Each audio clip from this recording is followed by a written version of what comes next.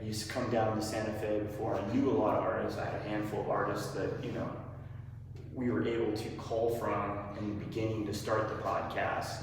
But I'd come down here and do what I call art recon to kind of see who was doing what and see what was interesting. And Dan was one of those first people. He was actually showing at that architectural firm. Is that still there? Yeah. So I walked in, and I think it was the great freshness that was hanging on the wall, and it really resonated with me. And then he had his CV out, and being naive about the art world, because I'm a commercial photographer, but I'm not embedded in the art world per se, as far as art history or anything like that. I thought, oh man, this guy's from North Carolina and he's showing from Denver. He's showing in Denver, and he's gone to all these schools and his MFA. And I'm like, I got to get this guy. So I harangued him. Yeah. He was in the process of doing a CD cover. Oh, that's right. Right? Yeah. And I think he actually had kind of procrastinated it a little bit, so it kept putting me off a little bit. And finally he agreed to talk with me. I wore him down, and we became fast friends. He's definitely one of my favorite people.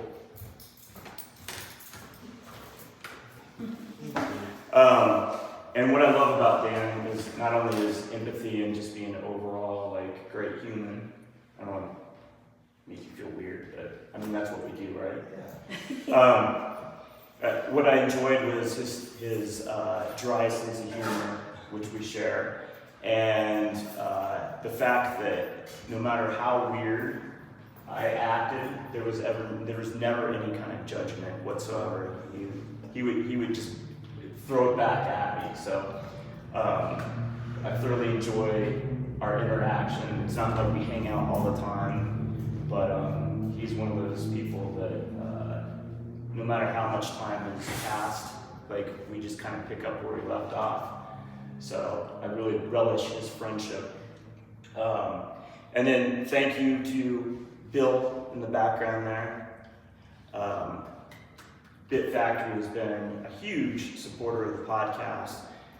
He was another guy that originally I harassed and harangued about being on the podcast, and he would kind of put me off, but throw me other artists that he was either showing or he knew about. So he's been a great friend, and there's been a lot of great connections that I've made over the years between these walls. I've seen phenomenal art and made some incredible friendships, and Dan and Bill both being those things. As we do this today, if you have a question, don't hesitate, especially because it's so intimate. Yeah. Which I'm happy that you're all here, because otherwise it would probably just be Dan and Bill and I day drinking, and then who knows how that would end up. But yeah, if you have a question about anything, don't hesitate to just speak up or raise your hand or whatever. Dan? Yes. Thank you everyone for coming, and appreciate it. And again, ask any questions you like. I'll try to not tail off too much, but it'll probably happen. So, but thanks. And thank you. You're welcome, man. Let's start off and talk about a little bit about what you do as an artist. I mean, most of these guys already know a little bit about who you are, but just talk about some of what you do. Yeah, so, the last 4, 5, 6 years I've been kind of working on collaging, primarily painting, canvas, wood panels, and but taking old scraps, photos, drawings, or unfinished works, and collaging them into the paintings in a way that's kind of more subtle, where it doesn't look like a lot of collage, almost like you're not sure if it is or not, so kind of blending them in. But prior to that, I painted, started painting in grad school, but I've made art most of my life. And the thing that really got me into it was the process of it, especially when I took it very serious. I kind of understood what the intuitive what it can unlock if you're working process-based, where not really focused as much on the final product, but the speed of the mark making, or really getting into it, because you can unlock some interesting things when you do it well, or when you're in that groove. So starting off with that intuitive kind of mark making and process-based work really kind of got me really into it, understanding like connections between art and life and my work, and how it the similarities between the way I work and the way I live. So more of instead of just making cool pictures, but really understanding the therapeutic and whatever aspects of it. So, but yeah, so it's basically it. I try to blend now the intuitive mark making and gestural work with then breaking it and collaging pieces into it. So it's almost say a left brain, right brain, more intuitive than logic, or So, and then just see what notice the forms, the patterns, in a sense, throughout the works that kind of keep repeating. Is interesting, because they all have meaning, but usually don't fully know, because it's until maybe a year later or something what those repeated images and everything meant. So yeah, in short. Where does that idea of process oriented, where does that stem from? Where does that come from? When did you kind of like decide that was the way you operate? I think everyone at a certain age enjoys the process of making art, so I mean that kind of stuck with me. But years ago I dealt a decent amount with some chronic pain, physical pain, and there was a point, it was before grad school, where I couldn't work, and just tremendous pain, and I sat in a coffee shop for made a drawing a year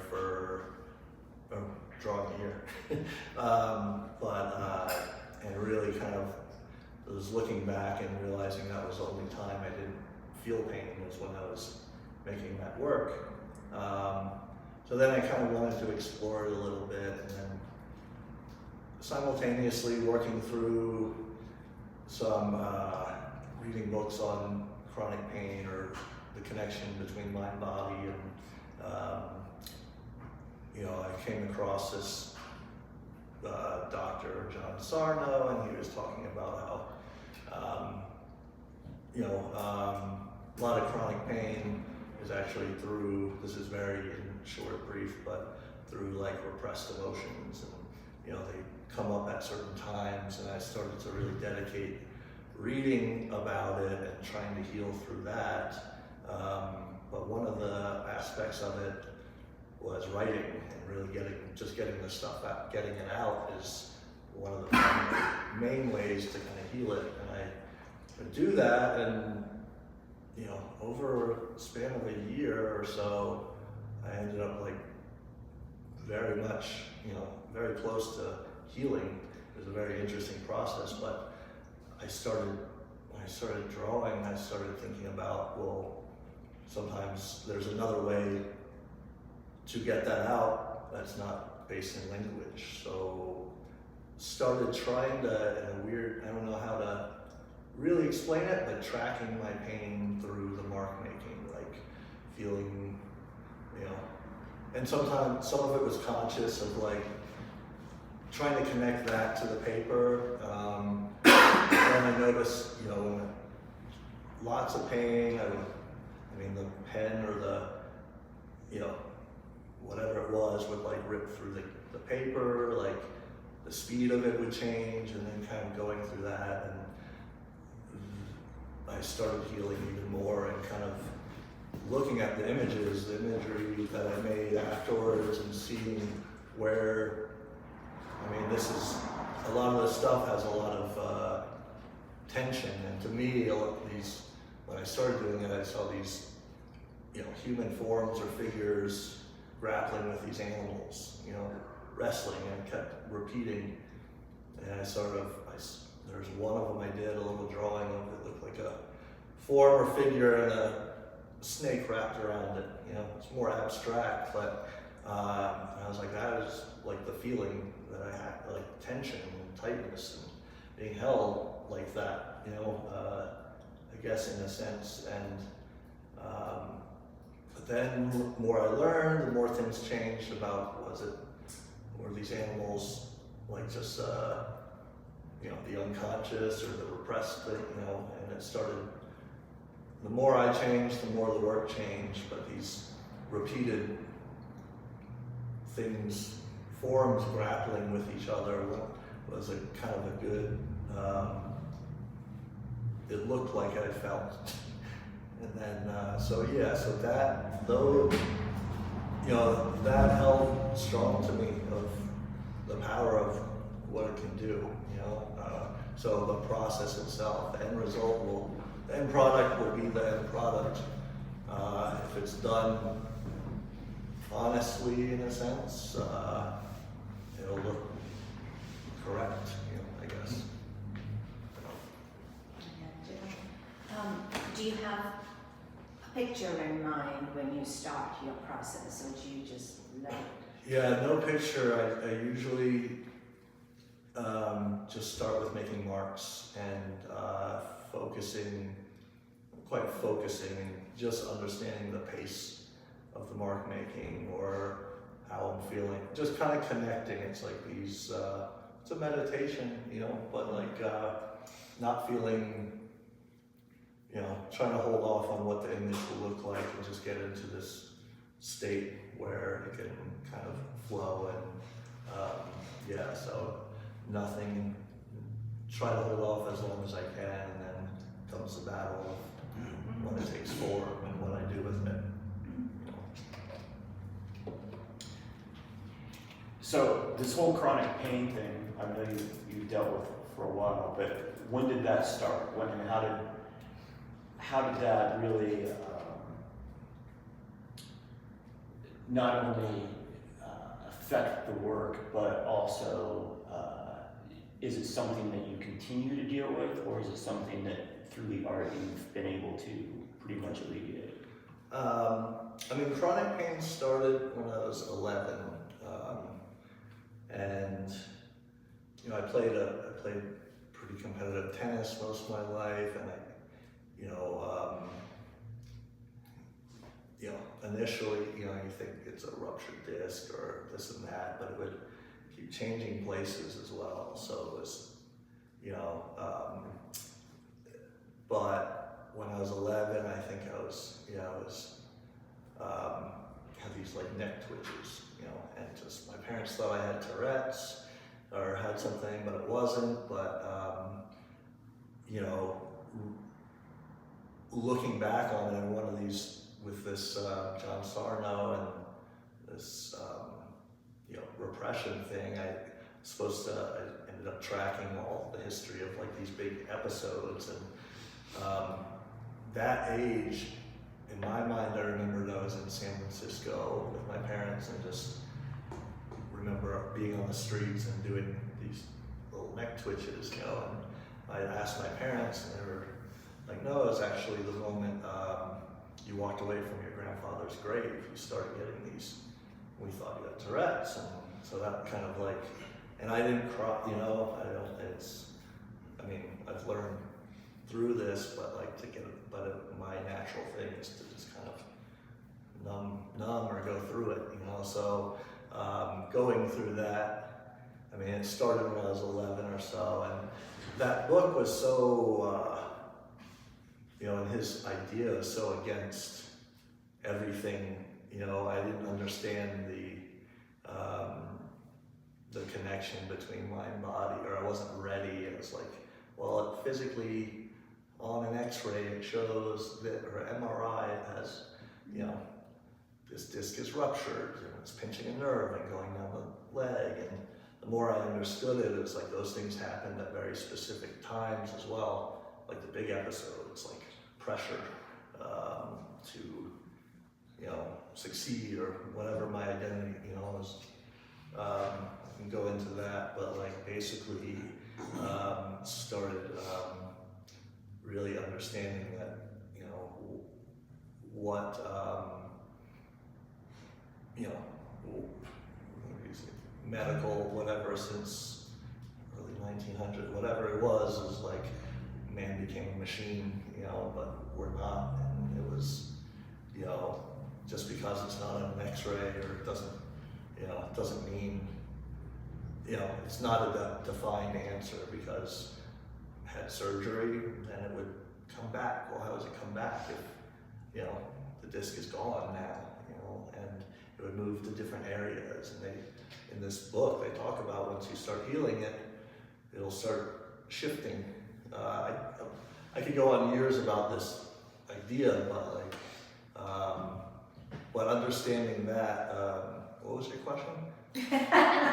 Well, I was just kind of curious. I mean, I know that we've had numerous conversations, and chronic pain has definitely been a good portion of your life and has played a role in how you operate in this world and with your art. So I guess, and I've never heard that, you know, this idea that it sounds like there's different stressors that have kind of set you off at different times. And I never heard the story about when you left your grandfather's grave. Yeah.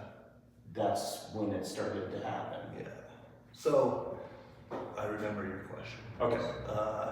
That, you know, around, so when I started reading this book around, it was maybe 35, 36 or 7, I really dedicated to like working on it, and I saw it and ended up healing. You know, I remember I was like moving in New York from apartments, and I ended up like moving everything myself. And I mean, shit, I haven't, you know, I was like, how is this? I didn't even realize that was possible. I was sore, I was achy, but like anyone else. But normally, lifting a thing or two would put me out for a while. So ended up healing it. I was able to predict when these moments would happen, and as honest as I can be, it was like a miracle. You know, it was like magic. But last like 2 years or something, I started coming back, and I haven't done the work.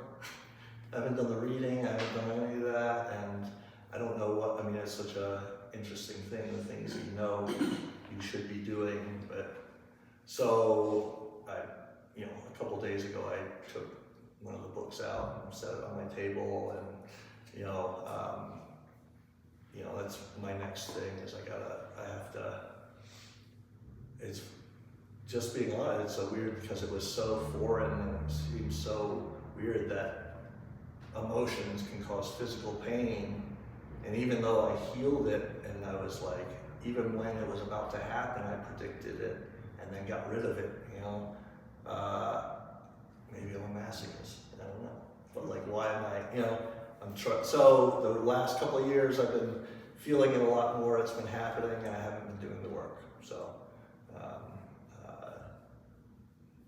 don't know why, but, so it's coming back, but it might have shown up in some of the work, you know. I think once I started healing it, and once it almost became, I didn't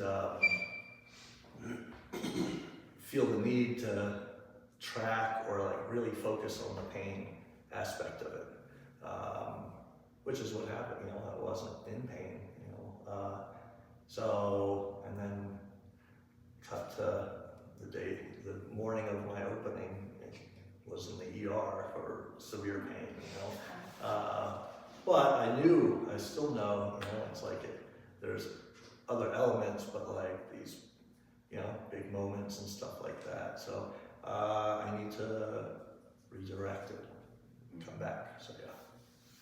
You said when you were first starting to work through this book, you know, associated with your pain, you were writing. Yeah. Do you, in your process, and I can understand why, like the way that you do your work process heavy would also be part of healing, right? And removing it from words. Yeah. Have you ever brought like the two together and documented your process? Bringing them together, Like maybe not in a final piece, yeah, but like it's interesting. outside of like documenting how this is made, what's coming up for you, writing that down, maybe additional drawings, but like literally taking down your process on a surface while you're making a piece, and if you've ever observed yourself that way. I haven't. It's interesting because I think, I don't know, I separated them in a sense for a while, you know, but like combining the two in a sense could be good. Be hard. I wonder how to break it apart between the two, like the mark, you know, the drawing. And I've used, I think one piece in there has text in it. Mm-hmm. And I don't know, and it was at a very like deep, like, you know, as an artist, Yeah. you can, takes you some time to get in this zone, this creative space, and then you're there and you never want to leave it, but like you're really in it, and it just came out, these, you know, the words, and I was like, I sometimes hesitate against it because I feel like it, but I didn't, I was like, let it go. But I do have, you know, it's interesting, I do have stacks of journals of just writing about the pain, so even like photographing those, collaging them in, you know, and they don't even have to be legible, you know, it could be broken up, but it could be part of it in a way. Yeah, or making alternative art pieces for yourself, Yeah. right? Where you're like moving between documenting yourself making, you know? Mm-hmm. I can understand not wanting to put text in work, you know, but Yeah. I'm just curious if you've ever witnessed yourself going through this process while making art. Oh, you mean like visual, well, I'm not exactly, like recording? No, well, with your recording. hand perhaps. Yeah. I guess what I'm saying is like making art while making art while making art, right? So maybe Like Russian doll art. yeah, and like really observing your process and your pain at the same time. And you could video yourself, like if you're having a really painful day making art, what does that look like compared to 3 days from now when you're not in pain?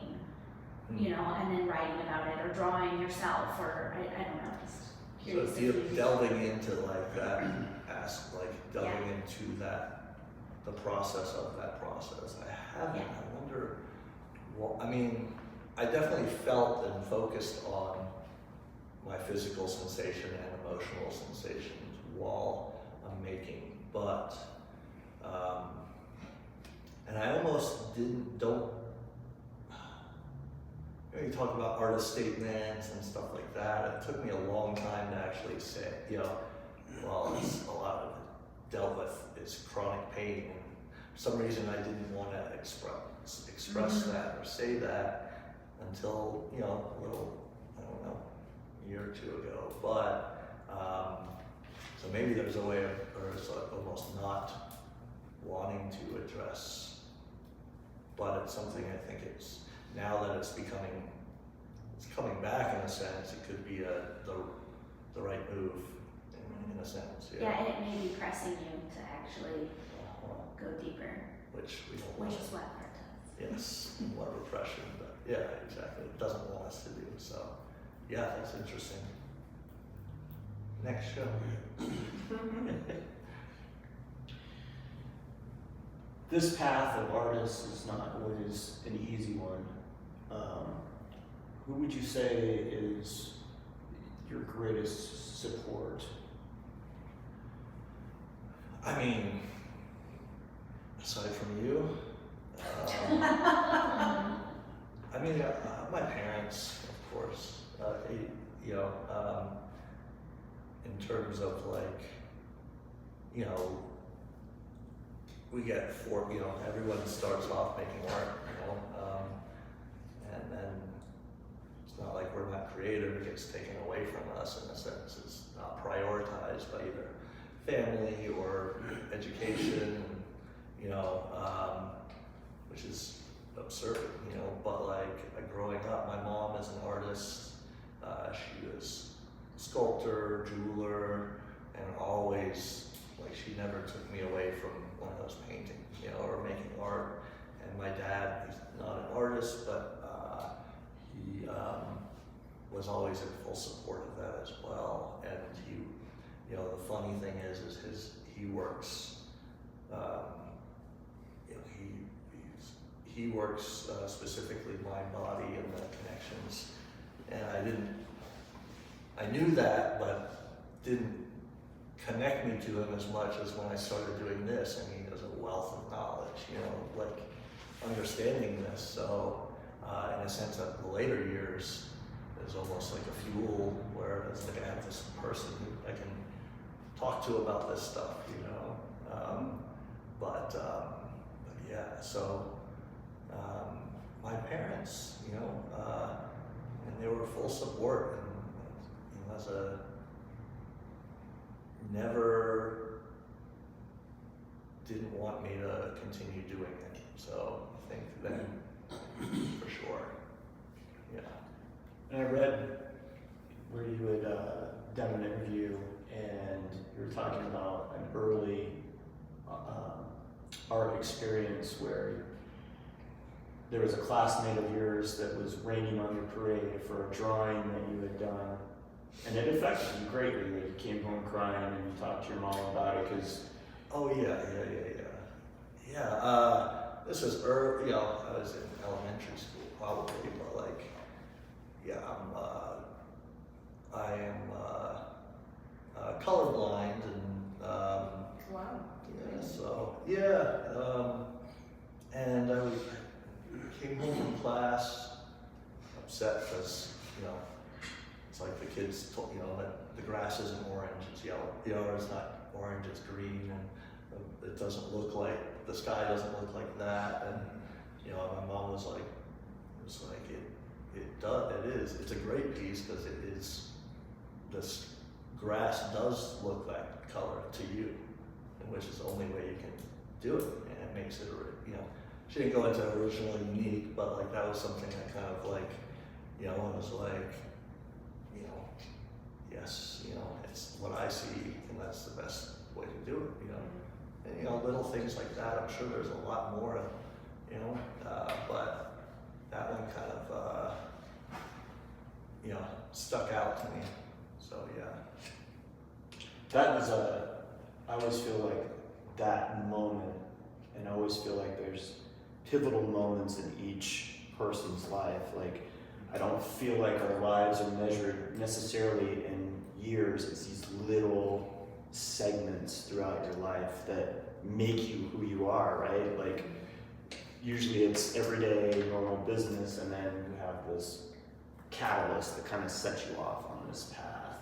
That could have been one of those make or break instances, Yeah, and I think there are like the parent's role, but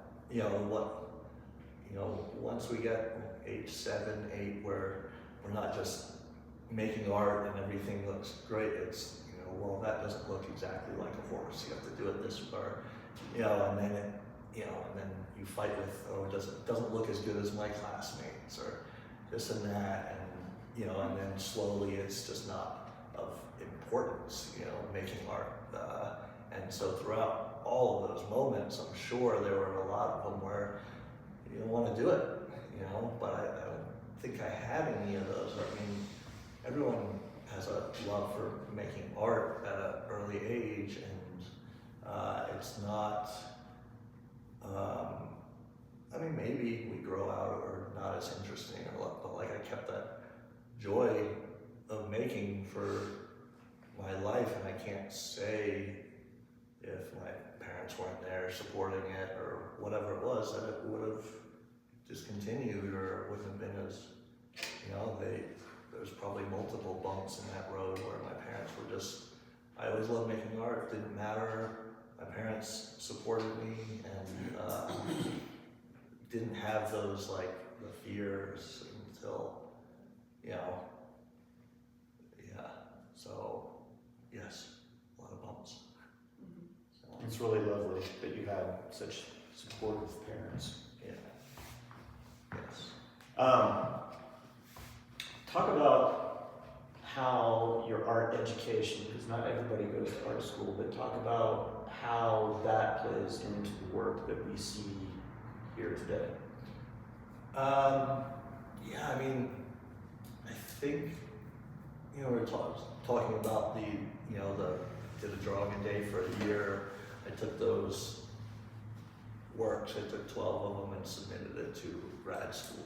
Before that, I was in undergrad with got a BA in like printmaking, but it wasn't as meaningful. It was, meaning it wasn't at the point where I had that connection to art and life and how I needed it until that pain hit. And when I went to grad school,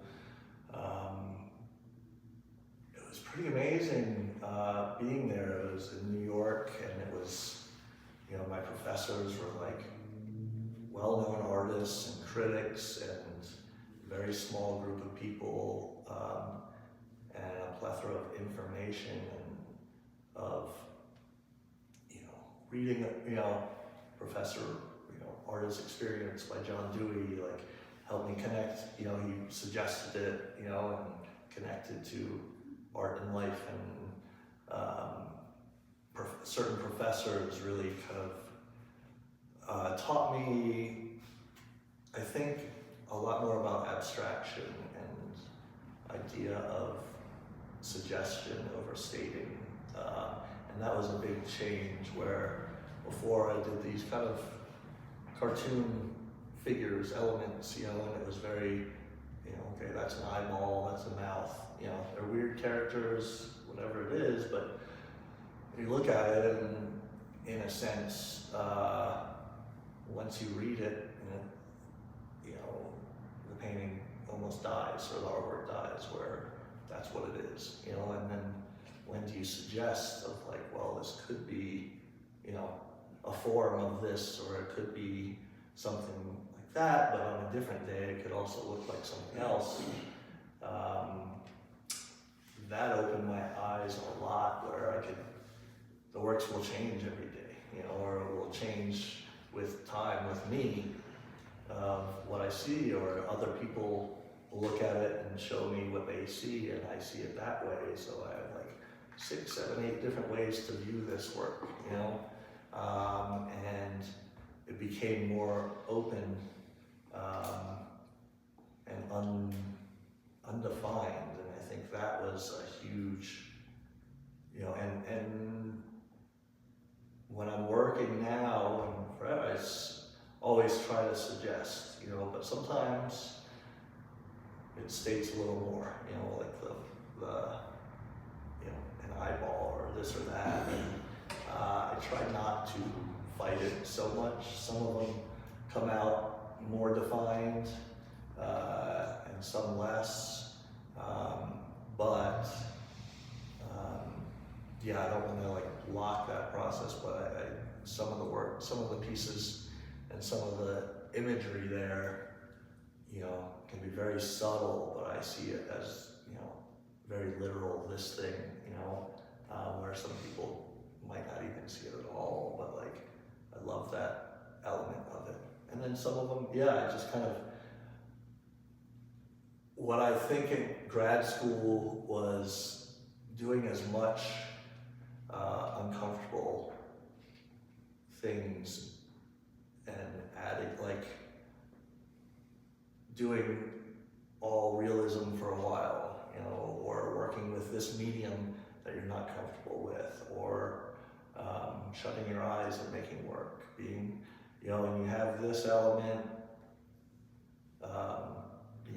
realism, throw that in your basket, full abstraction, or non-representation, just action with no, and then, you know, you have all these things you can pull from after you a while instead of going the same way. So to kind of take all that, where I did go full like non-representation, it just works. And then I did work on some, you know, figurative or rendering, and then it just kind of blended. So I think, I mean, I learned a lot from grad school, and the idea that it is possible to be a artist and survive, you know, and I mean, there's a million things, you know, you go through, going against, yeah, go on for a while, but yeah. But you appreciate what you got out of it and the benefits of being pushed in different directions and exploring and having those tools in your tool chest, right? Yeah, very much so. It was an amazing experience. I know some, you know, maybe if I went to a different school or a different program, I would have been like, well, why am I, you know, some people are like, why get an MFA or why do this, you know, go to this school. And I get that for some, if the school, if it wasn't, you know, if they didn't have if they weren't as open. I mean, honestly, I think a lot of people can go into the school and just do the thing they're doing and just work on that and go that, you know, be just hone in, but why even go to school? Why even do that, you know?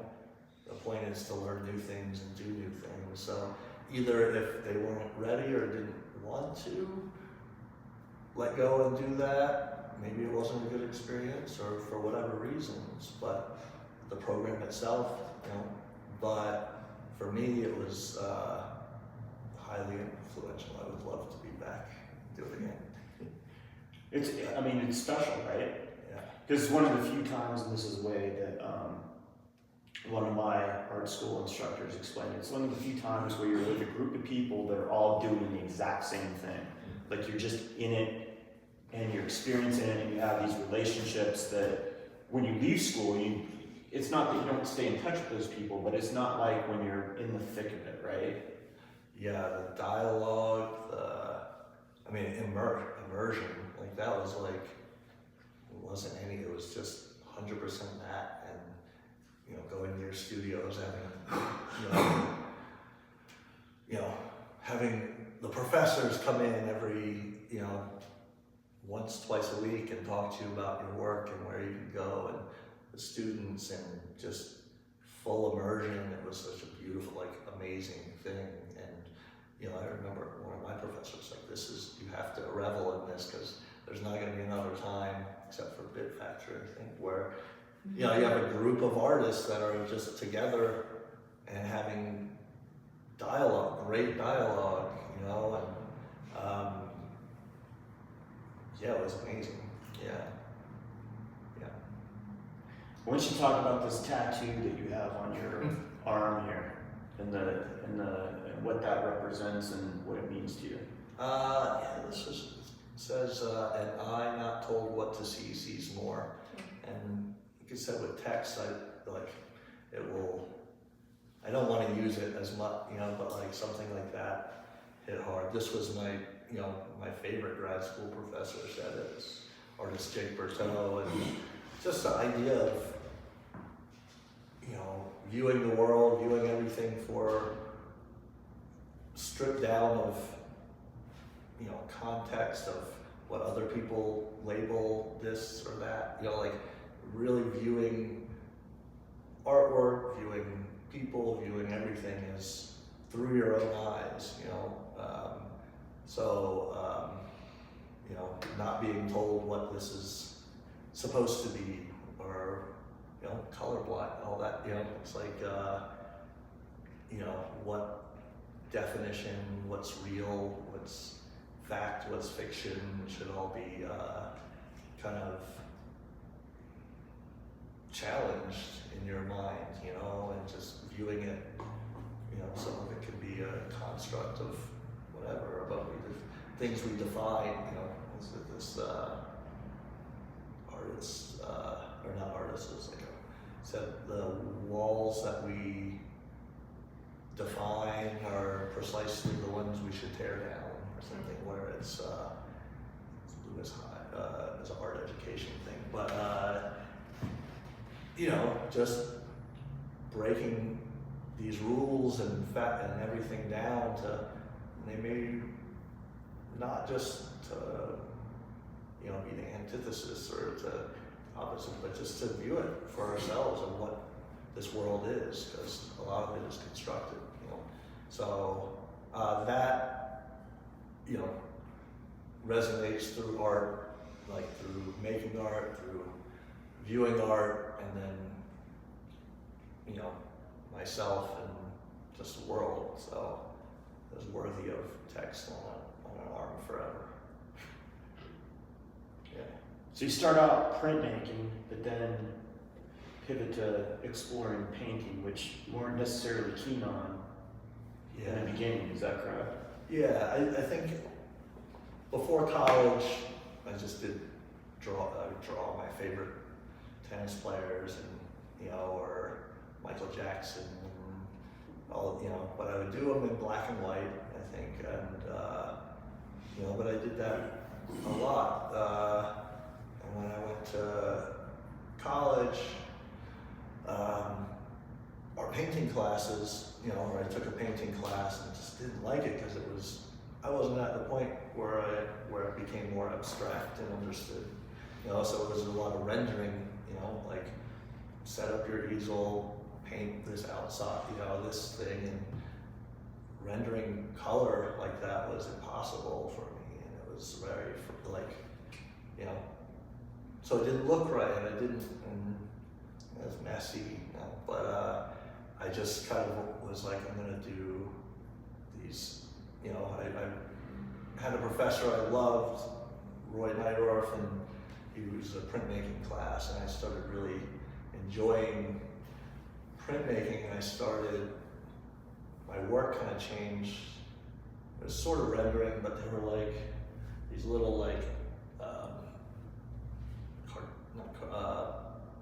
figures, forms, people dancing and connecting these patterns, and I think they worked really well in printmaking, and I did that for a while, and I didn't paint until grad school, and in grad school there wasn't any painting class. There was not learning about how to make things, with paint or this or that, so I just delved in because the work I was making became more it was in my mind, so it lended to painting because it doesn't have to be that color. It's also better if it's not the one, or it's like the sky can be purple if you want it can be whatever. So I started painting, and I almost enjoyed that. I didn't have the knowledge or the experience of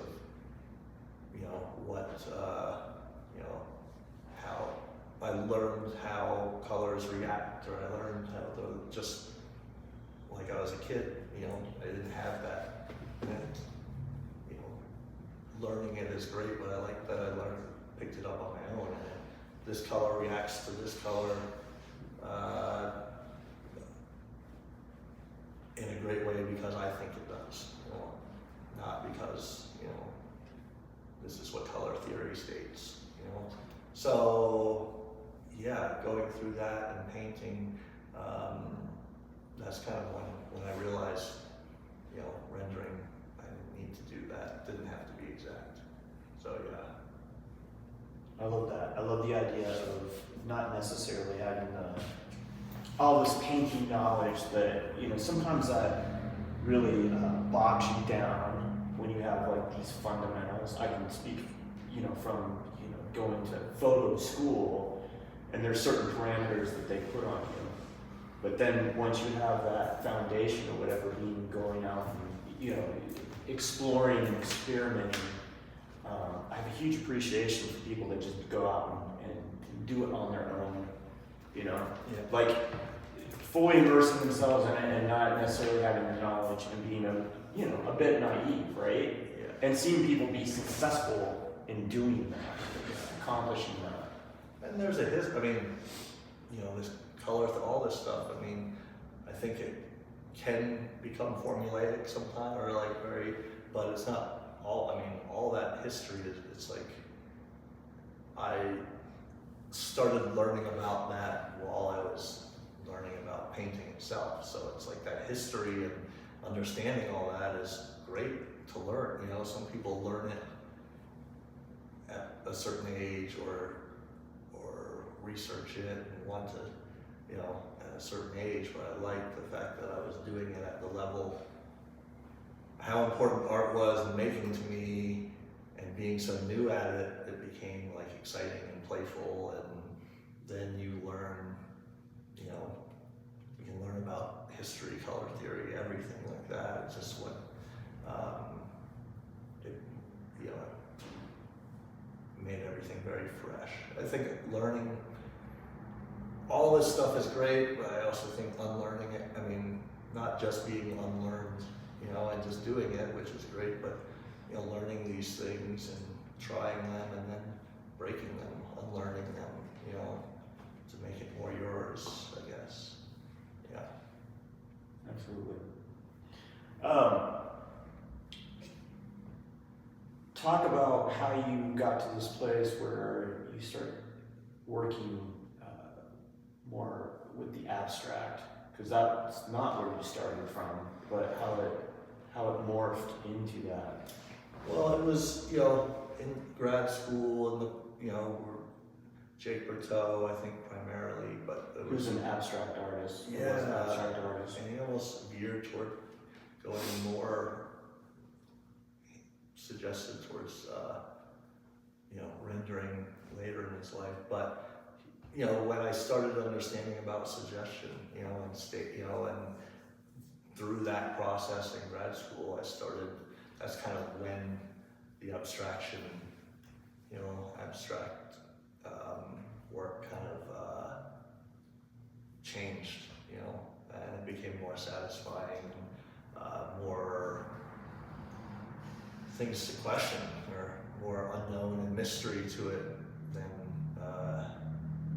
anything else. And, you know, and the process, you know, like I said, the focusing on, you know, not the form, but the process itself is going to lend you towards being more abstract, you know, where you don't have an idea in mind, you're making marks and then letting it be more, you know, gestural, and letting it kind of, you being more of a conduit through, you know, making the work.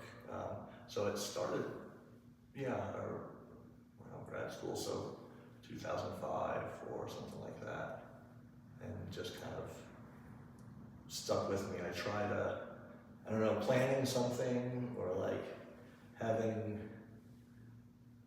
you can have an idea of process, like how I want to, you know, move through the work, but the image itself, other than like, I want to suggest forms, figurations, all that, like that happens naturally, you know, it's almost, but like having an idea, laying it out, and filling in the blanks gives, I just have no, it doesn't feel like art to me. It doesn't have the same effect. That's not to say, yeah, other people, it's not the right way, it's just the way it feels to me. It's like, it's not, it feels empty. So it's kind of ingrained in me now, so, yeah. So looking at your work, and I'd actually like to know more about your process, and like how you get started in doing your work more expressional and process related, Yeah. and like where are you making decisions, because all of your work is not chaotic. It all comes together so cohesively, but it's very clear that it's not designed. But like how do you end up here? When do you follow a thought and say, oh, I'm going to do this, or, you know, I don't know how you make your work. Yeah, it's hard. It's a, you know, so you know, with the collage, collaging old elements as well, versus I usually, because I play with recently, well, do I want to start with this collage element and then go from there, or do I want to add them in? I usually end up, because the feeling of mark making gets me into it and it feels great, I usually just start as making marks, and through it, and I don't start, I usually start with the line, I think, dominant with the line. Exploring, starting different ways, but the mark making, the line itself, sometimes it can, it can form in a sense where it kind of like I start to see elements in not too long. Sometimes it's just non-stop flipping, changing, and looking, and at some point something something starts to form, and then it becomes like, how much do I want to hold on to that form, before, do I want it, you want to hold on to being intuitive and changing, and there are different ways I do that, but once something starts forming, if it forms too early, this is a weird, if I'm making this mark and this head forms or whatever, sometimes it's way too early because there has to be a lot more stuff going on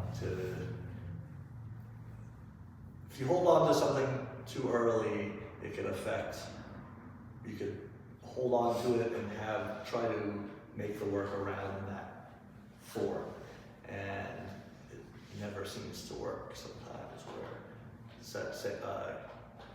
killing your darlings in writing, it was like you have an idea when you're writing and you have this plot or this thing happens and you try to create the work, everything around that, but then that great form becomes cancerous in a sense, and so you have to tear it apart, so it is a balance, because just like the analysis versus intuitive mark making, you have to do it, and it has to, you have to weave in between, back and forth, I think, and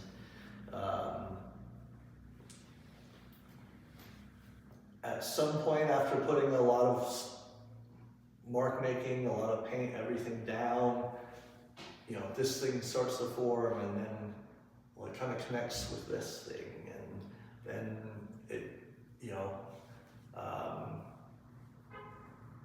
and then it just kind of happens, and you can overwork, you can underwork, but there's always a way to kind of bring out, all of a sudden, holy shit, this worked, either through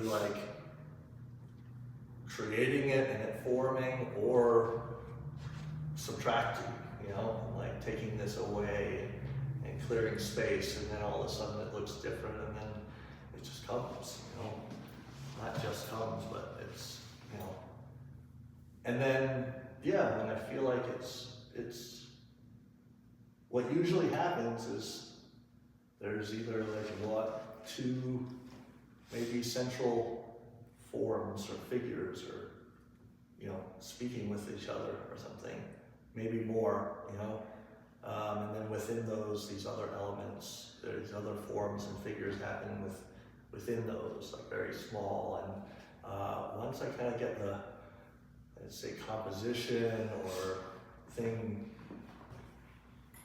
where I'm not searching for the right composition or right whatever, then I kind of can play inside of that and move around, and the things just kind of happen. May I ask one more question Yeah. after that? So then you've come to this, does your work have meaning to it for you? Like as it goes along, do you start feeling this means this, or is it abstract to you? You know, I think of them more in terms of not the individual works, you know, but this, you know, these did like 7 or 8 new ones, you know, and that as a whole, I can look back and see, you know, but I think doesn't feel real when I see it, or I just make the work, and I'm like, oh, this could mean that, and that could mean that. But there are some things throughout the new works that I understood always after, like, you know, stepping back and looking at them, what they are. But like for each individual one, I don't, you know, but the whole suggestive element and the whole, you know, these things, tension, these things battling or whatever, I mean, they can be, what they mean to me obviously matters to me, but like leaving it open where people can actually draw it and bring their own is where, you know, where it gets defined in a sense. So yeah. But yeah, after each, I would say like series, but like, you know, a lot of time working on these pieces, you can step back and see them, and yeah, I have ideas about all these new works, you know, and what they mean and how they're done now, and after doing them, you know, so. I want to go back to a little bit about what Raven was talking about as far as process and what you were describing. You said sometimes ideas or elements form too early and you end up tearing it apart. Is this something that still happens to you in this newest work?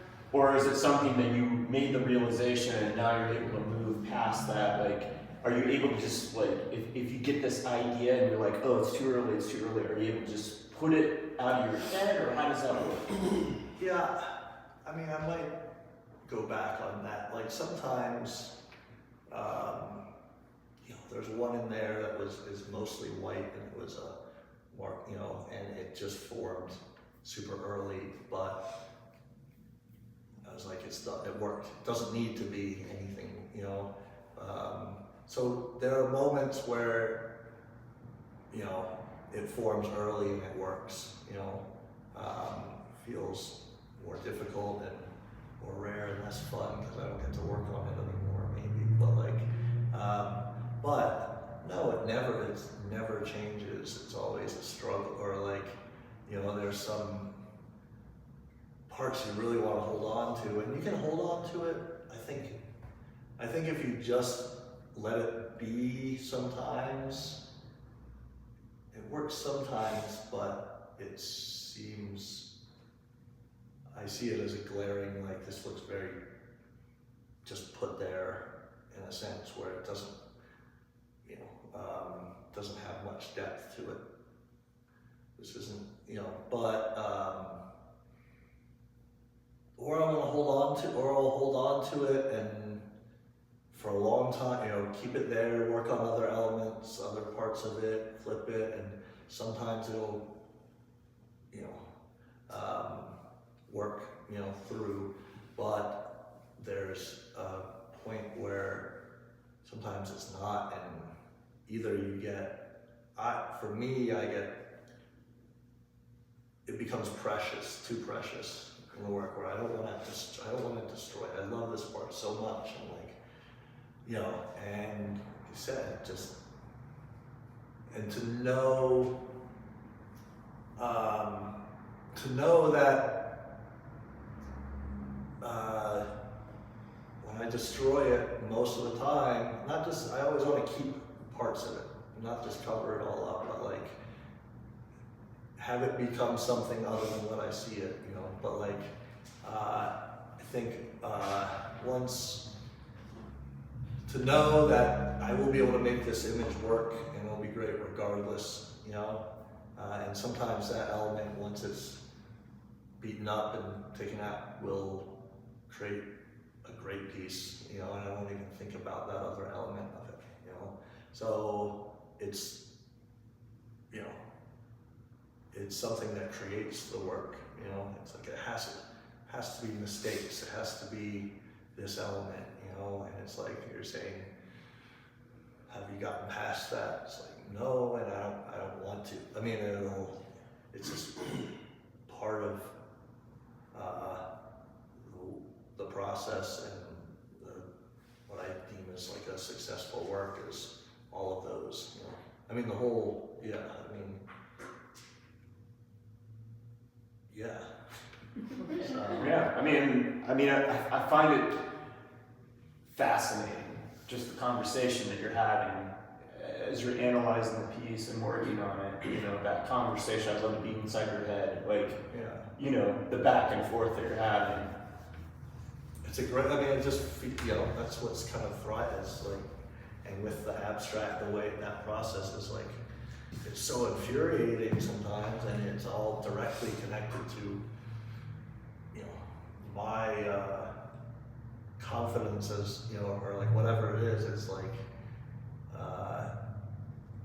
the way I'm feeling will dictate these elements, I guess, or this like decision making. You know, if I'm confident in, you know, a lot of, when I started collaging, the collaging was formed out of being like super indecisive and not happy with any of my work. I'm like, fuck this, I'll cut this out, put it on something else, you know, like, because it wasn't working, and it wasn't, and I was realizing it had nothing to do with the work, because I was indecisive in my life at the time of everything, you know. So it was like, okay, it didn't, you know, so these cut up portions became like, oh, it could work in here. So I like cut out, collage it, and put it in there, and then, yeah, I mean, it's, talk about that connection of heart and life. It's like, I used to work one piece and just finish it, next piece, finish it, next piece. And then for years, it's like I couldn't finish one. I had like 8 of them, you know, and it's like had nothing to do with the imagery at all. It's like, it's just, oh, this is how I am in my life, you know, right now. I can't make a decision sometimes, or, so then, okay, you know, start finalizing these decisions, and the work, it got better, and then in my life I started focusing on that, you know, or vice versa. It's just like this, you know, on canvas it feels at times like a playful way to work through how your mind works and solve problems, or goes through the world, you know. It's like little timelines where I could, you know, feel super uncomfortable, and, you know, or like just follow through on things or not, or, yeah, so, yeah.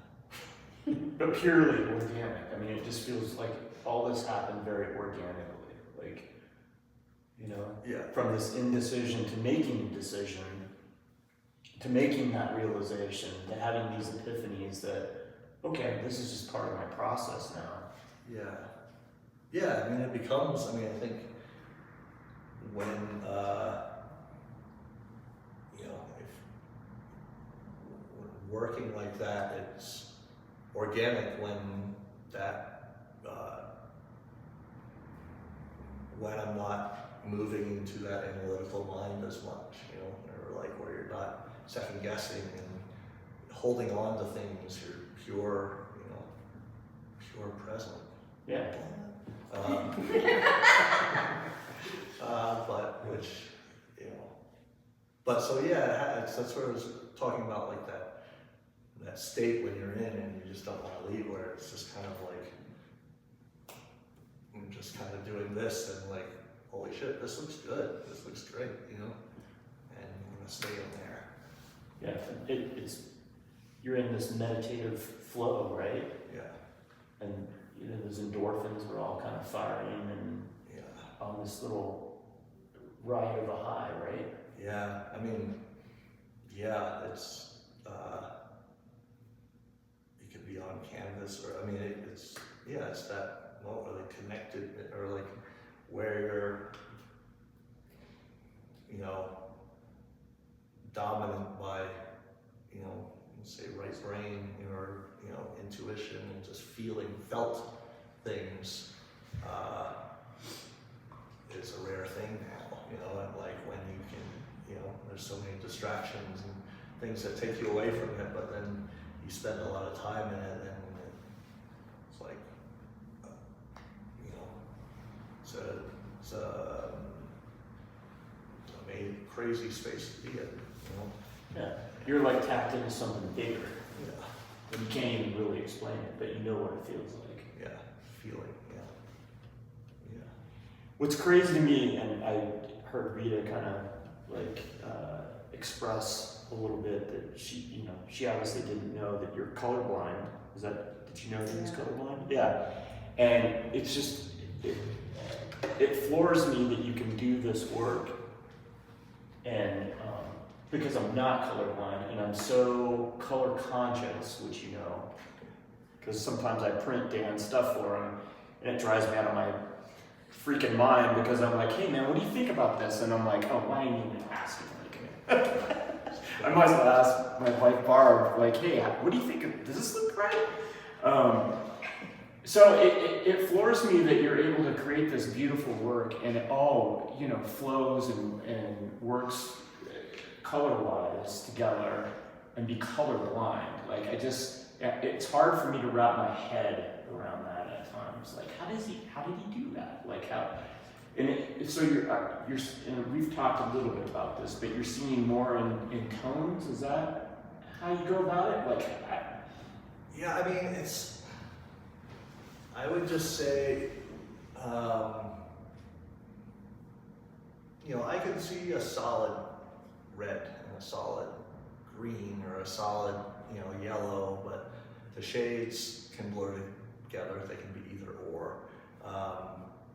But it really is, I might not know exactly what the color is. I mean, I know what you mix to make this color or whatever in a sense, but, you know, I didn't realize that one was purple until like a year or two later, you know. I think it is purple, right? Yeah. Purple. Yeah. Yeah. So it's like, but though I would almost say it's like if it's as much as, unless I know, the only issues I can get into, not issues, but hard thing is if I don't mix enough of a certain color, you know, I don't remember what I mixed sometimes to create that, or to have it look exactly the same, but you can just work around it. It might have a different shade or tone, but that's just kind of how it is. It's like, I don't think of it, if we get into defining, you know, like what color it is specifically or this or that, I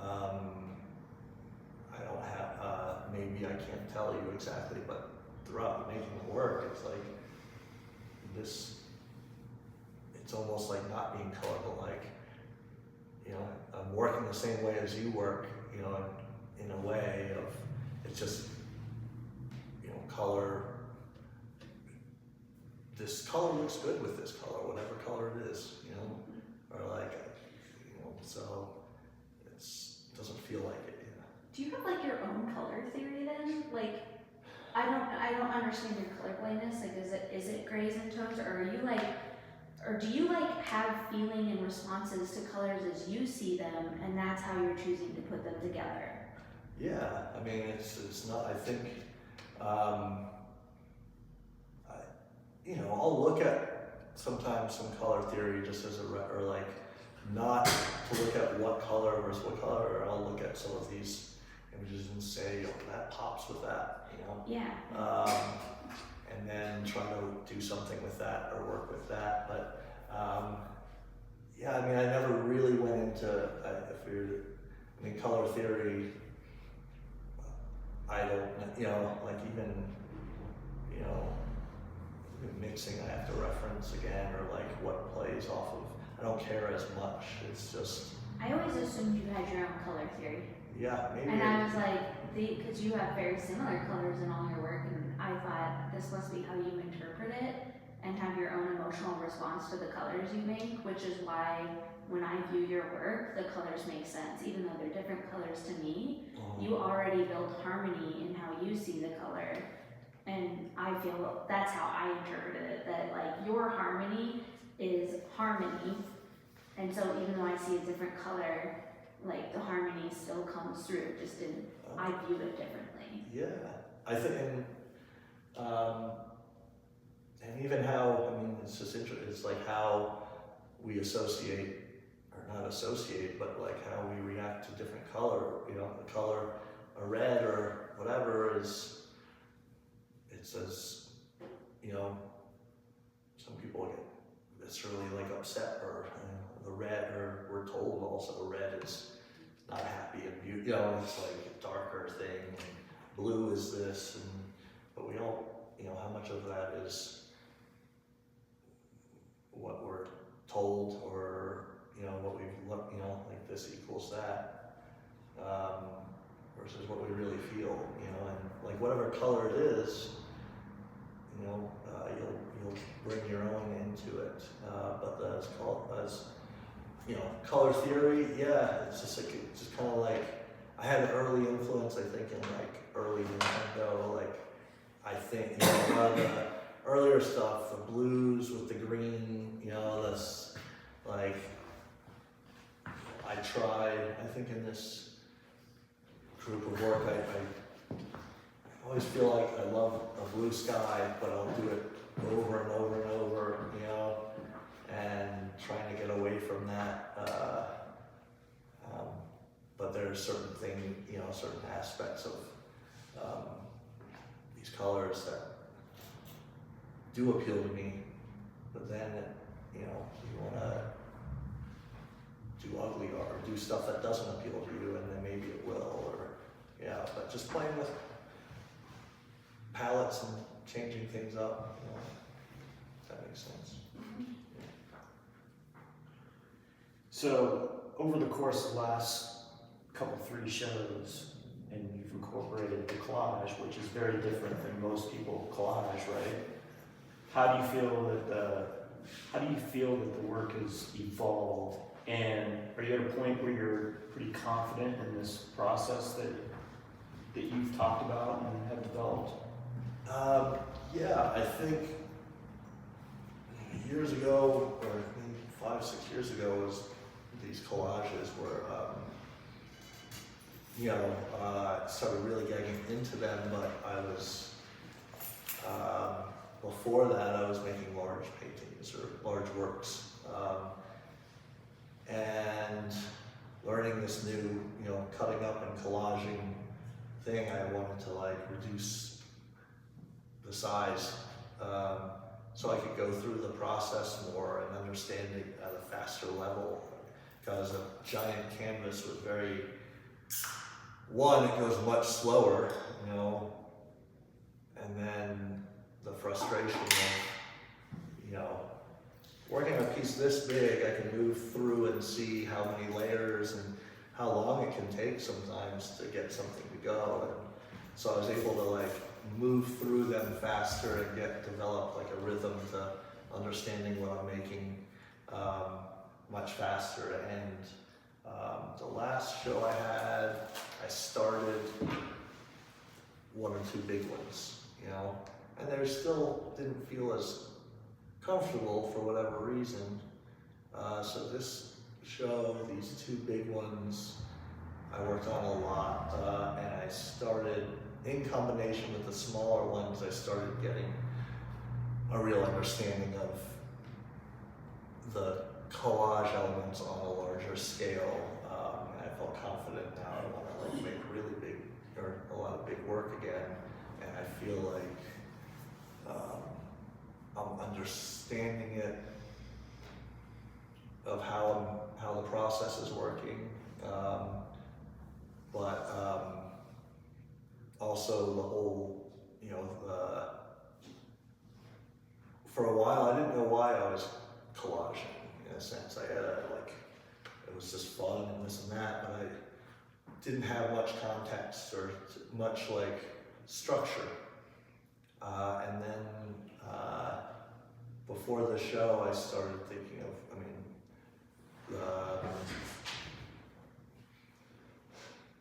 just thinking about, I guess when I was doing collage before, I started understanding, well, I'm taking these pieces that are mine, drawings or photos or paintings that either had a negative impression or just meaningless, like these sketchbooks, whatever, and taking them and making meaning, or like bringing even negative things, ex-girlfriend, whatever it was, and putting it in there, and then it has meaning in the present moment, and I, for a while, I was like, yeah, they need to be just my, my photos or my drawings and all that, and then before doing this, I started thinking of the whole idea of this visual timeline of, when we think about, we have, elements from our past that, affect our present, and when I started thinking of the invisible things, the emotions, whatever, trauma, whatever it is that you don't see,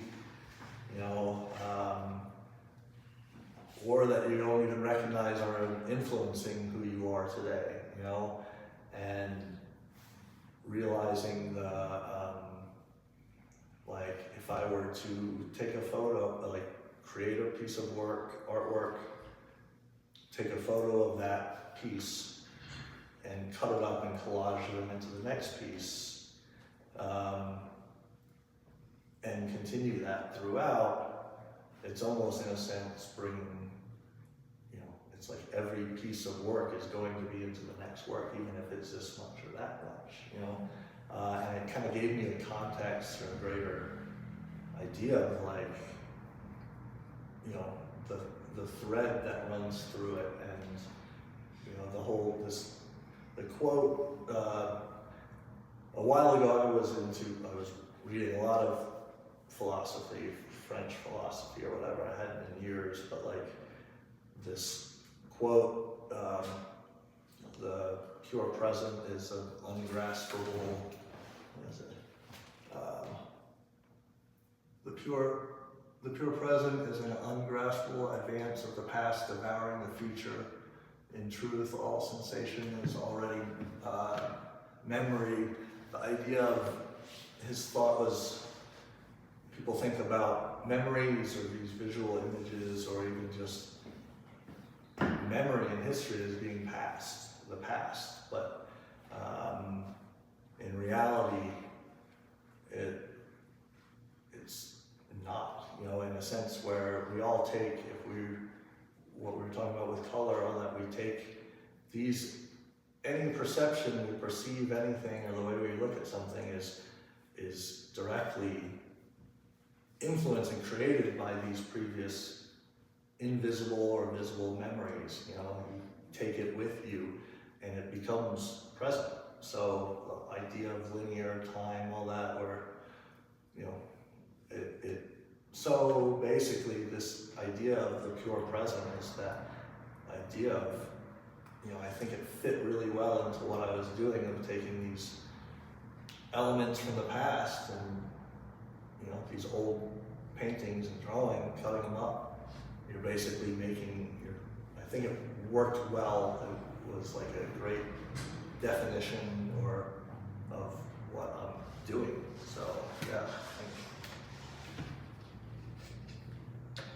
So how do you feel about this new work, especially these larger pieces that you've been able to accomplish, and actually in a very short period of time, considering when you started? Yeah, it was. I'm very happy. Really happy with it, because there was a period. The last year I hadn't really been working, or making as much art, And it's scary going into it in a sense of, you know, how do I start, you know, or how do I, and once I sort of got into this flow of creating again, it became a lot of fun, and like collaging these older photos into, or older artworks or whatever, into it. Kind of, it's cool to take a piece of something else that looked like a face or a form, cut it up, add to it, and it's a completely different one, you know, or it shows it's repeated, was a lot of fun. And I think what I noticed after making these works is there was a couple people actually brought it up as well, but like really thinking of these figures and forms that almost look like mechanical or robotic, you know, which I've been doing for a while, started blending with these more intuitive, expressive, organic forms, where it's almost like a, you know, more of a human form versus a machine, you know, and that can go to intuition, into whatever, could talk, you know, never, you know, what's happening now, AI, I don't want to, not saying it's AI, but like these machines and animals and organic forms have been kind of interacting with each other, not intentionally, but it's happening, you know, and I think that was interesting to kind of see where it was a combination of, you know, 2 years ago and 8 years ago or 10 years ago, like it's all kind of coming together. And with the large artwork, the large pieces, I think I really like, there's some space to breathe and play within the form. The smaller works, I always like having a lot of little images or things that are so very hidden inside the works, where over time you can, like, oh, that's this, or like you can really look, lots of little ones, and endless small pieces, they're there, you know, but they almost seem very constricted and confined in a sense, which is fine, but like opening it up to this size, there's a lot more I can do with it. There's a lot more breathing room of these, like, you know, this figure here interacting with this figure, you know, in a normal scale, to scale it down, it might be this big, you know, and you can only play with it so much. So I liked where I can almost think of the larger pieces as, I'd say, ironic, or like more intimate than the smaller ones, because I feel like I can just kind of walk through them and like see them differently and be in, you know, it just seems more, I think of intimate as being a small, or like, but the big ones feel more intimate than the smaller ones. So, yeah, I'm happy with the way it's going and the rhythm, you know, because you said when sometimes you want to hold on to what you were doing before, you know, or like, but you can't control that, and it's not gonna be the same, you know. You can start, you know, it just looks too, yeah, it's almost, I don't know what the word is for it, but when you let go and realize, well, now it's changing, there's still the path, there's still stuff in there, it's different, and I just kind of like where it's going now, a lot. Now that all this work is completed and it's been hanging for a couple weeks or so in the gallery. Do you have any other, do you perceive it differently than when you were creating it? And if so, like, what is different now that you've had some space? Yeah. Space counts, right? Yeah, very much. No, I think, deadlines are an interesting thing. One of the things I have a tendency to do is just say overwork, but like keep going, not stepping back, not being forced to step back. I will step back, but there's either a overworking to get enough imagery where I can, clear out take away elements, so like build it up really strong, find these things, and then get rid of parts of it, there's I lost my train of thought.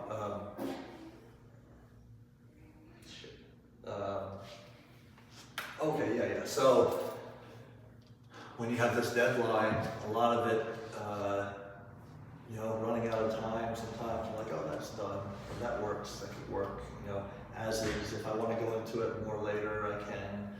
But, this piece especially, I was really able to step back and realize, like, this was the night before. I was like trying to finish this one the night before the opening, and I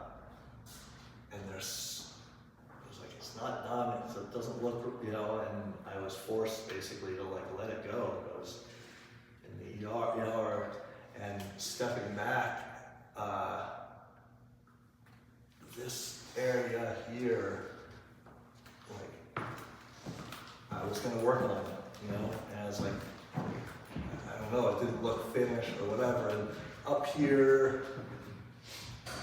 it's like I gotta blend that in, add some this and that. But like, then sitting down and looking at it, like, this is my favorite. This is like, I'm glad I was forced.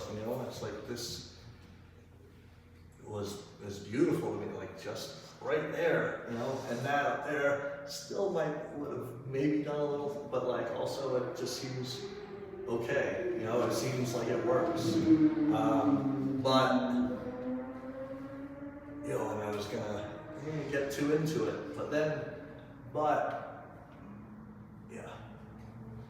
overwork it, but then in the end you end up like, oh, I can get rid of, but this works as is, and I think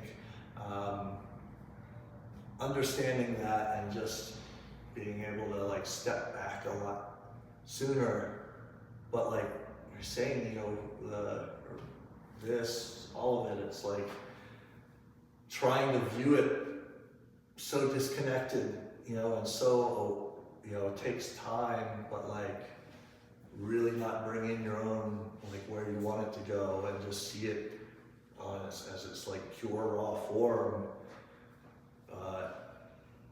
is the key to doing, and I think when I was forced to, because I couldn't work on it anymore, I was like, I got rid of like what I would have done or could have added to, and realized like, shit, that works.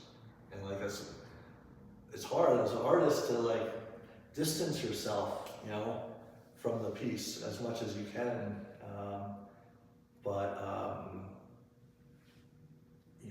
That's kind of like the thing I hopefully can bring to the next works. Yeah. One of your big takeaways from this body of work, this exhibition. Just the idea of what I expect or what I want to do to it.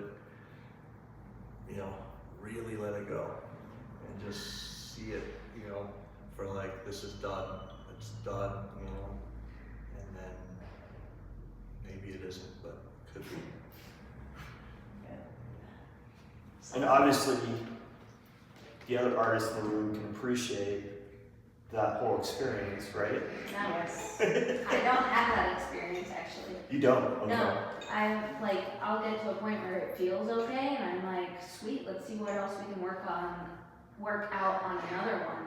Wow, that's great. Like, there's so much art to make, I don't need to obsess over this piece. What happens if I leave it? Wow. If that makes sense. Oh, yeah. Because I think, just start a new piece. I do think you can overwork something for sure and Yeah. underwork it. Yeah, no, that's kind of where I'm working towards, just being like, just being a lot less critical, and just like, in all reality, I understand this isn't a one piece, this is this thread of continuing work, but that's an element, I'll put not too much pressure, but realizing it can be done before, it can be done early. Well, when you figure that out, please share. And I will. Yeah. Talk to Raven. Yes. She solved it, she figured it out. What do you think people don't do about your work? You ever thought about that? Do you think much about the viewer? I know you make art purely for yourself, as with most artists. But do you think about the viewer? Do you think about why people may not resonate with a particular piece or a particular series? I don't think about it while I'm working. I mean, I think about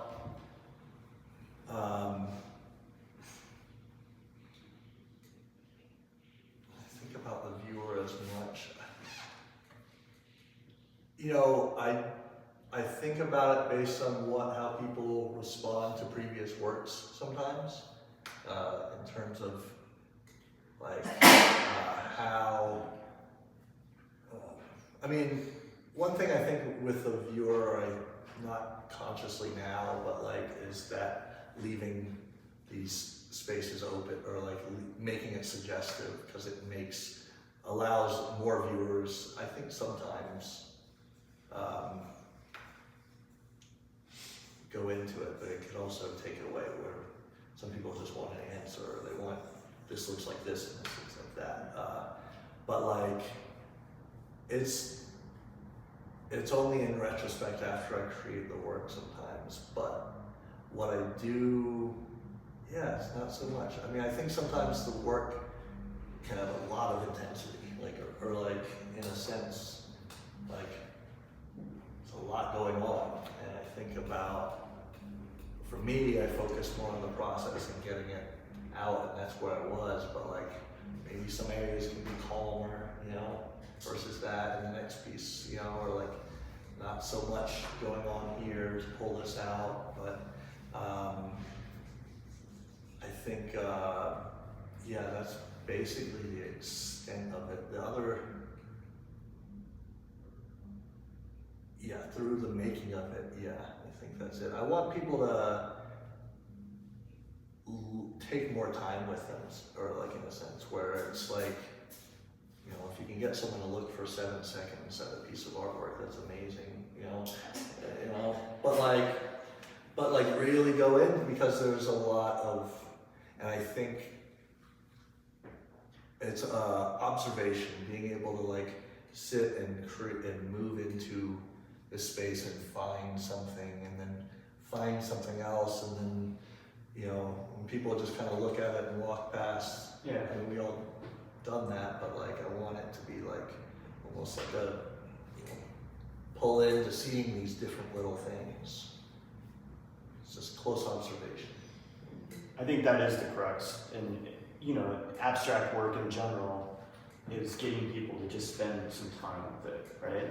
It's okay to not enjoy it or be able to wrap your head around it. I had a brief conversation with a woman working at the hotel where there was an exhibition this past first Friday, and the work was very easy to wrap your head around, very beautiful landscapes, Shannon Mello, and then some figurative work from this other artist, and it's easy to take that in and go, oh, that's beautiful, But she was talking about abstract work and how it's not her cup of tea. And I said, that's perfectly fine not to, enjoy abstract, but I think it's important that you realize that you have to take a little time with it. And that's what I think that's the crux of this work, right? Is getting people to stop for a moment and just spend a little bit of time. That's what I love about your work. I love seeing little hidden things, or seeing things that, even with the pieces that I have of yours that I didn't see before. Like, oh, that's kind of interesting. Like, I didn't see that the first time around. Yeah, and I think also, being able to like,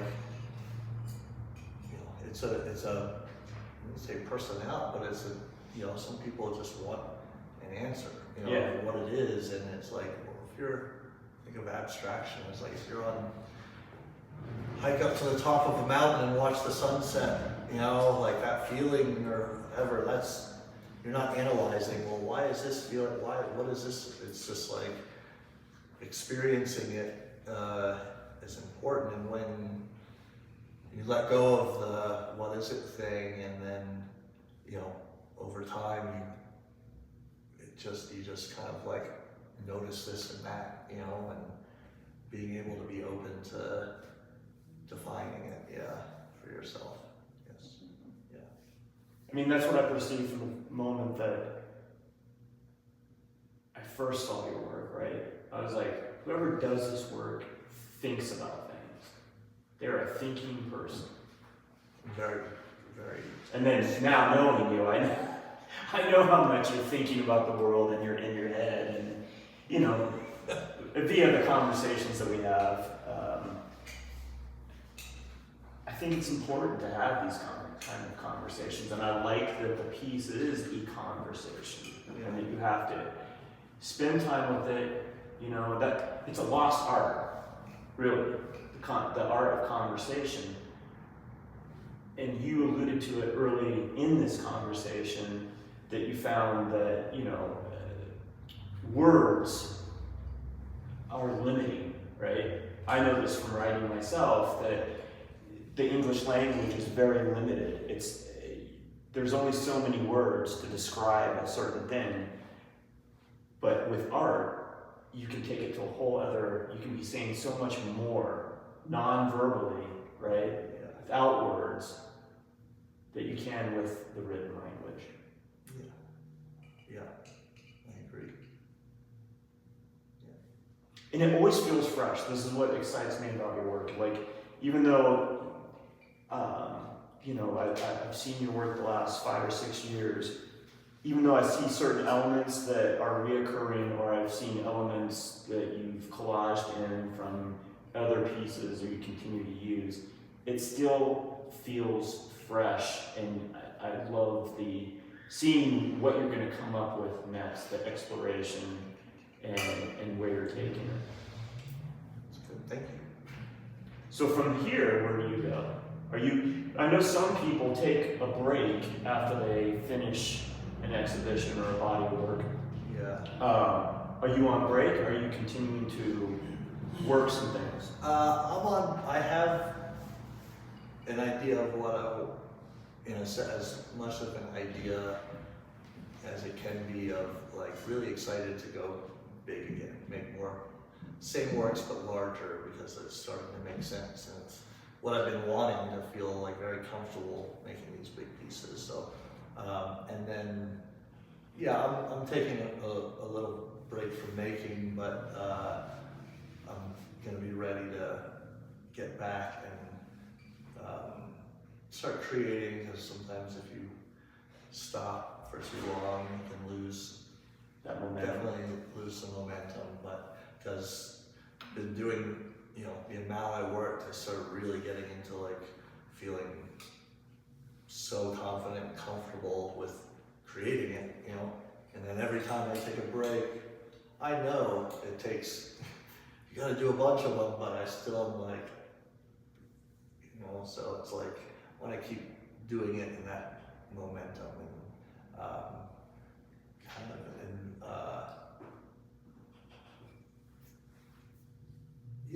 I don't wanna, I think if if I hold on to anything more of like what I want to create, it stunts it or combines it. I think just keep going where I'm going, but go large again. Make my studio smaller. All these works, but like, you know, you kind of have to. You know, it's like it's just I want to live inside these pieces and work from there. And so and see where it goes.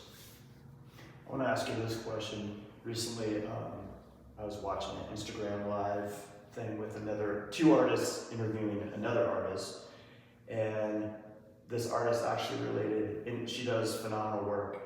Her name's Lee Price. Are you familiar with her?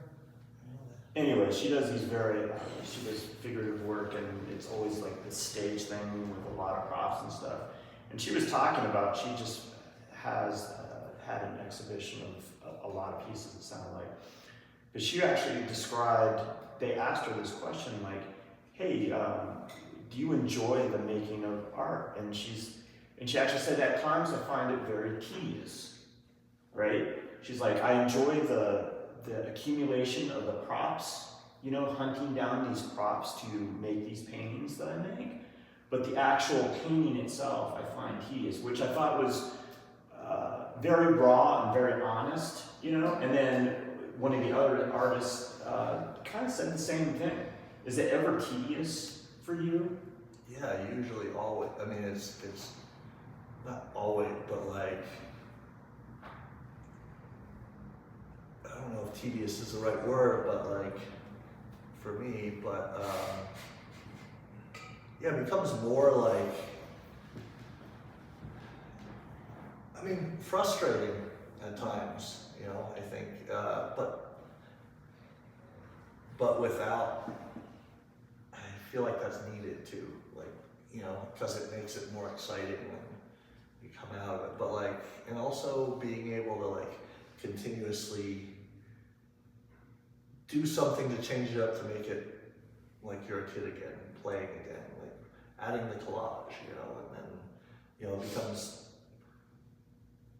less monotonous or less frustrating and more playful.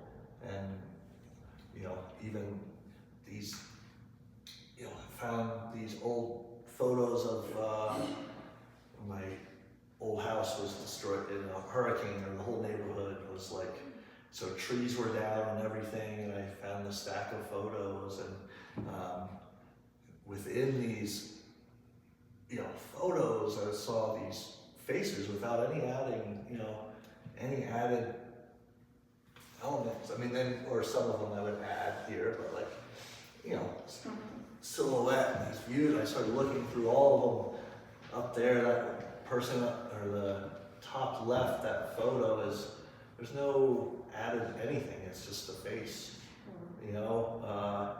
And then that became fun to play with, you know. So, you know, different ways to kind of, you know, can be frustrating, but to ease that and make it more playful and fun, you know.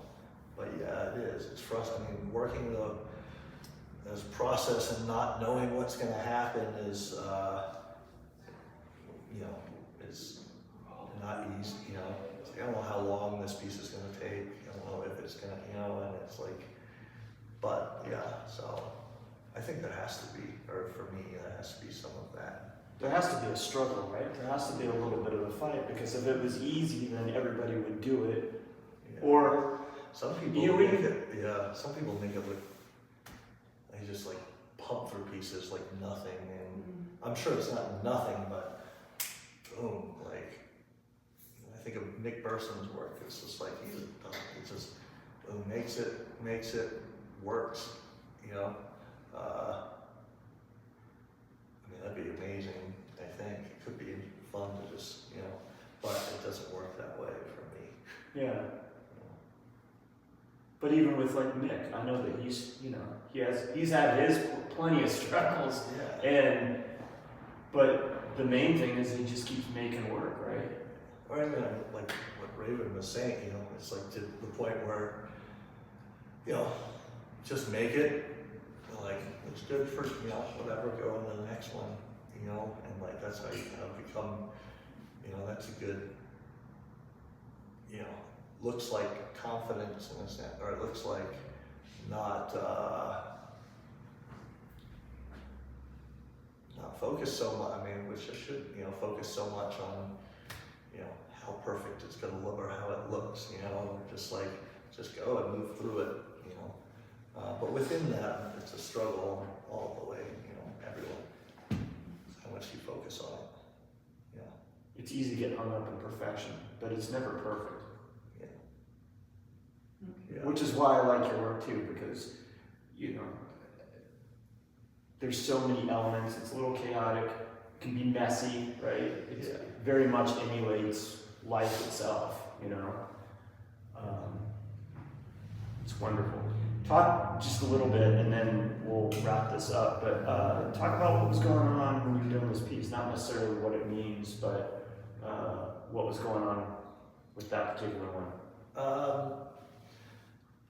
You know, I found the stretcher bar across the street in that back alley, and I was like, you know, I'm gonna work it, like, you know, this is the time, and it was like, so I just brought it over, stretched this piece, and, you know, because I wanted to kind of go large again, and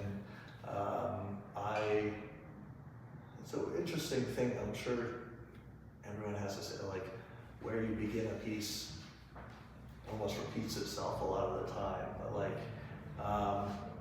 but I was on that, you know, doing the mark making, the top left, you know, or the forms, just as quick as I can without thinking too much of these forms, you know, and on the left side it kind of worked, or it felt good, and I wanted, my idea through it is like, I want to see the raw canvas too, I want to see a very loose form, you know, left pretty raw, but I also want to layer and add a lot of detail in some aspects, you know.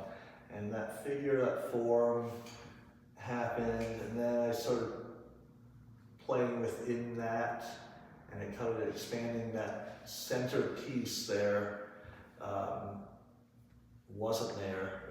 This was a cutout of a older work that Bill destroyed, or I had it on like this MDF or something, but like I ripped it off of it, but I couldn't figure out, so that right side, you see like behind these stripes, I couldn't figure out what to do with any of that. It just didn't work. And then the center wasn't working, I didn't know what was gonna happen, so I pulled in the center cutout and put it in there, and the background wasn't, before these stripes, the background just wasn't working. I didn't like it, or something, you know, so the difficult thing was, how do I get the background, and then what do I do on this right side that looked just kind of these marks, and it wasn't working, and then I was like kind of playing with glazing, which I did a little bit, tiny bit before in another piece, but this one, I was like, I'm gonna get some glazing medium, and I, you know, taped off everything, and, you know, basically made these stripes, vertical stripes down, and everything worked. You know, or it was like, it just like gave it a lot of depth, and all the, you know, the things behind it, you know, the stuff that wasn't working on that right side seemed to work really well, and it just like pulled it all together. It's fun when the answer to a problem can be very simple, or like you do that and then wow, it works, you know. So but yeah, I think as much as I can go into that, and I think you know, really getting into these inside the grass, and that where it was really trying to get into these little loose forms, and, you know, these worlds going on inside of it was, you know, was a lot of fun. And yeah, that's as much as I can explain about it. So, the painting behind you, with what you said about the stripes, doing what I call brickwork, if you Yeah. will, Yeah. back there, was that the same reasoning, was to pull it all together, or?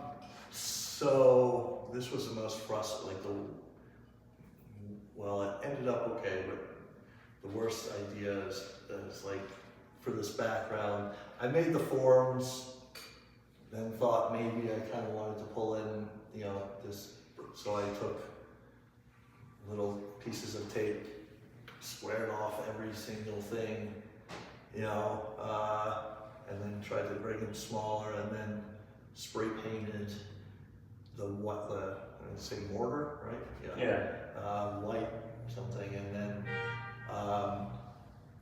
took the tape off, and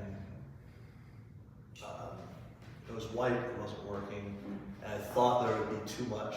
Initially, I wanted to calm it. There's so much going on back here, and so much coming up here.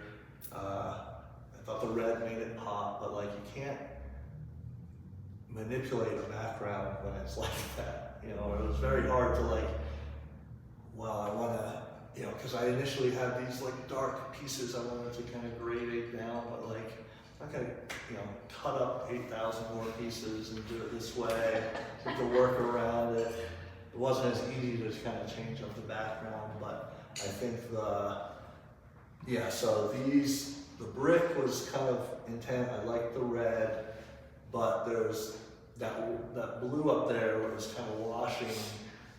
It wasn't working for me, but then thinking of, taking a photograph of this, blowing it up a little bit, and creating these larger ones from the previous ones, and having them come down, I really liked that. And if I would have had more time, I probably would have overworked it and made some more of them, but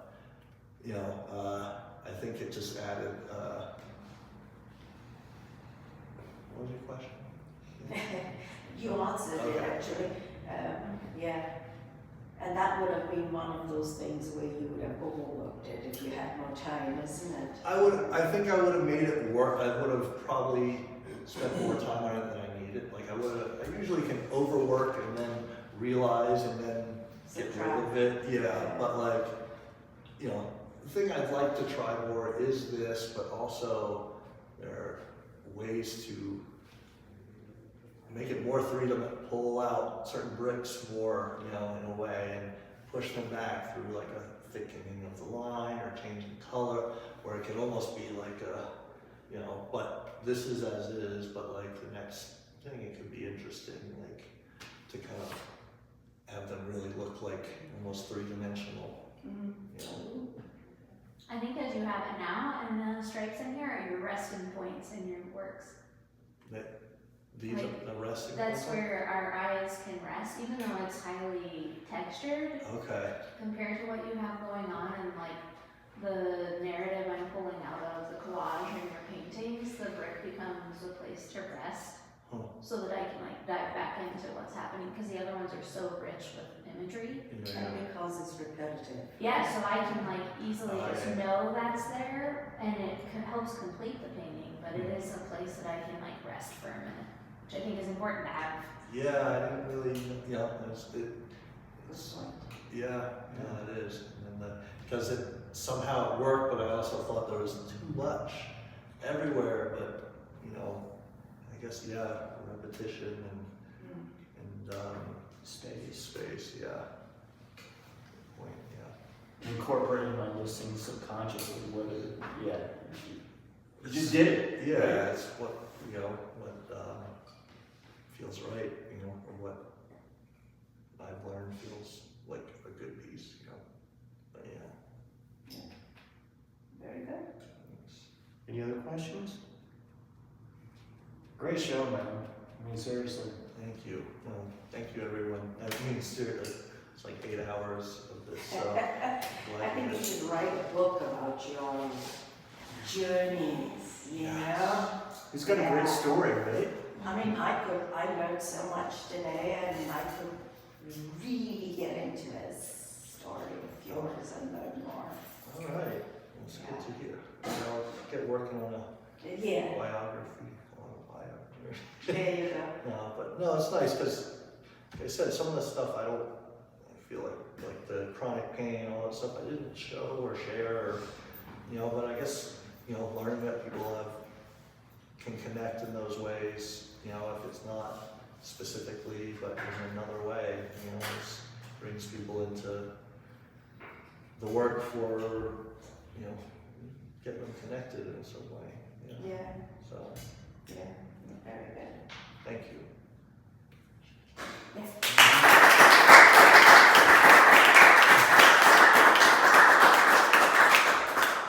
Thank you. Thank you. Thank You did all the work. Yeah, I did. I think this is really important to do. I think it's good for the artist because it helps you process Yeah. things that maybe, it helps to verbalize what's going on. It's great for other artists to hear like what's going on themselves, like they can relate. Yeah. But also people that are interested in the art, like they have more of a connection with you. Yeah. So I think artists should always have an artist talk with their exhibition so that people can kind of wrap their heads a little bit more around the work. Because I've plenty of times I've met artists where I go in and I look at their work and I'm like, oh, it's okay, and then I have interaction with them and they start telling me either something about the process or something about their journey or their story, and then I have much more of a connection with it and I can wrap and then a lot of times I have more of an appreciation for what's going on and I go, you know what, I really do like this work. Yeah, just like anything, yeah. It has to be a whole body experience. Like, although we'd love to say that my work speaks for itself, it doesn't. Yeah. Like, we have to have, because we're humans, we're about community and creating community. Like, you can't cut it off at, look at my picture. Like, we need to understand how we relate to each other, which then you can pull people into your work and suddenly it becomes extremely meaningful to them. But you can't just trust that your work does that. Occasionally it can. Yeah, But absolutely. you have to be able to talk about your work. Yeah. Having that connection with other people. And a lot of times that's what collectors want. It's not that They're love buying that. for you. They're buying for They're you, buying for right? you, truly. Yeah, absolutely. Yeah, because even I think doing this was good because myself, there's a lot, for me, it's like it's hard for me to like say what is it about or what's going on. Like it's so many different, the pain, this process, all this stuff, like, so you almost navigating it, and everyone is, it gives a little more understanding to it, and you just being able to ramble and you pull things in, and it's very good. Yeah, helpful. Thank you, everyone. Thank you, Bill. Thanks, Bill.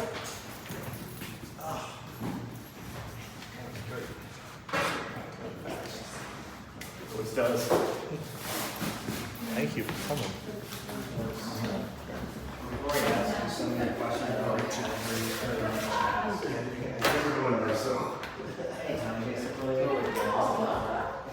Thank you, that was so wonderful. You kind of made me realize how much more I need to understand my life and myself. Oh.